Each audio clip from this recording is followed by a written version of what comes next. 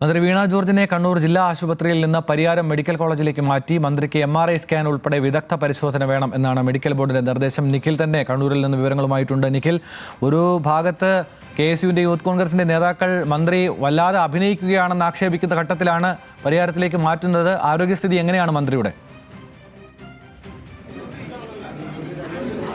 നമുക്ക് ലഭിക്കുന്ന വിവരമനുസരിച്ച് മന്ത്രിയുടെ കഴുത്തിന് സാരമായ പരുക്കുണ്ട്. അതുമായി ബന്ധപ്പെട്ട പരിശോധനകൾ നടത്തേണ്ടി വരും. ആ പരിശോധനകൾ ഈ കണ്ണൂർ ജില്ലാ ആശുപത്രിയിൽ നടത്തുന്നതിന് പകരം പരിയാരം ഗവൺമെൻറ് മെഡിക്കൽ കോളേജിൽ നടത്താനാണ് മെഡിക്കൽ സംഘം തീരുമാനിച്ചിരിക്കുന്നത്.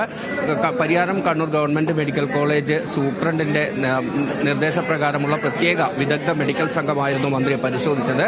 അവരുടെ പ്രാഥമിക പരിശോധനയിൽ ഇത്തരത്തിൽ മന്ത്രിയുടെ കഴുത്തിന് സാരമായ പരുക്കുണ്ട് എന്ന് തന്നെയാണ് കണ്ടെത്തിയിരിക്കുന്നത്. MRI സ്കാൻ ഉൾപ്പെടെയുള്ള വിശദ പരിശോധനകൾ നടത്തണം എന്നാണ് വിദഗ്ധ സംഘം നിർദ്ദേശിച്ചിരിക്കുന്നത്. അതിന്റെ ഭാഗമായിട്ടാണ് പരിയാരം മെഡിക്കൽ കോളേജിലേക്ക് മന്ത്രിയെ മാറ്റുന്നത്. അല്പസമയം മുൻപ് കണ്ണൂർ ജില്ലാ ആശുപത്രിയിൽ നിന്ന് പരിയാരത്തേക്ക് മന്ത്രിയെ മാറ്റിയിട്ടുണ്ട്.